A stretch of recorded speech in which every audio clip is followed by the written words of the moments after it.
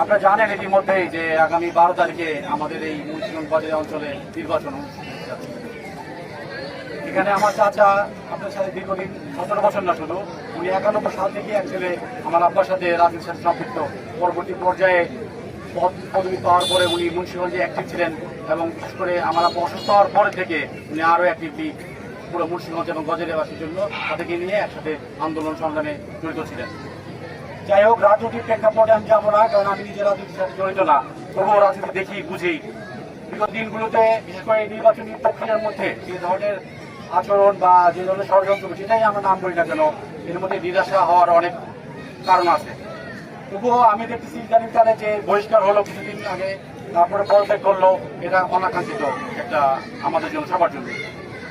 কিন্তু তারপরেও বলবো যে নির্বাচনের যে ঝান্ডা আপনারা হাতে নিয়েছেন, মুন্সিগঞ্জে ইতিমধ্যেই 22 তারিখ থেকে নির্বাচনী প্রচারণা শুরু হয়েছে।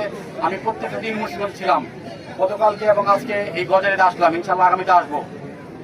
মুন্সিগঞ্জে, আমাদের মুন্সিগঞ্জে ইনশাল্লাহ ফুটবল মার্কার জোয়ার উঠে গেছে